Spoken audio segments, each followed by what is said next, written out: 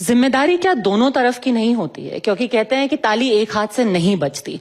अगर आप कह रहे हैं कि माहौल खराब हो रहा है, माहौल तो तब भी खराब होता है अगर कोई औरंगजेब का महिमा मंडन करने लगता है। और आप कह रहे हैं कि ठीक है, ये डिस्ट्रैक्शन है, मीडिया की गलती है।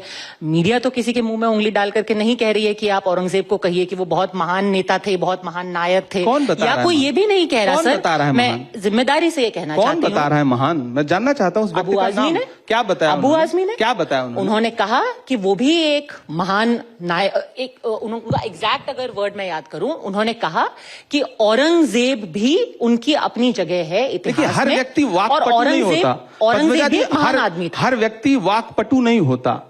बहुत सारे नेता ऐसे हैं जो बोलना कुछ और चाहते हैं, भाषा में वाकपटुता नहीं होती, कुछ और निकल जाता है। मीडिया उसको कुछ और बता के पेश करता है, भाजपा उसको कुछ और बता करके देश के सामने रख देती है। इस देश में नायक महात्मा गांधी हैं, पंडित जवाहरलाल नेहरू हैं, सरदार वल्लभ भाई पटेल हैं, मौलाना आजाद हैं। जिन जिन लोगों ने, डॉक्टर बाबा साहब अंबेडकर हैं। इस देश को जब मुझसे पूछा जाए तो मैं ये कहूंगा कि इस देश को जिन जिन लोगों ने लोकतंत्र दिलाने में, संविधान दिलाने में रत्ती भर भी मदद की है, वो सब इस देश के नायक हैं।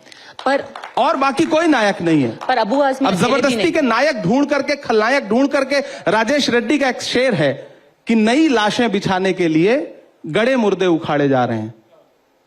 ये गड़े मुर्दे उखाड़ना बंद करिए। कौन उखाड़ रहा है? आप सोचिए ना, इसके पीछे फायदा किसको है? 300 साल पुराना, 400 साल पुराना इतिहास बताइए।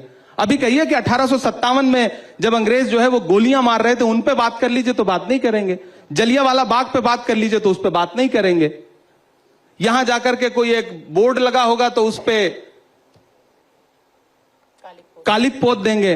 लेकिन इसी दिल्ली में बहुत सारे अंग्रेजों से जुड़े हुए स्मारक हैं, उनकी यादें हैं, उस पे एक शब्द नहीं बोलेंगे।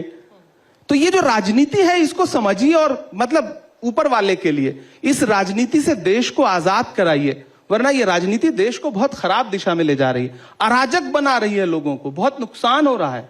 ये मैं पूरे देश से कहना चाहता हूं। 400-500 सालों का इतिहास सुन करके, गड़े मुर्दे उखाड़ करके, उस पर संवाद करके, उस पर बात करके क्या हासिल हो जाएगा?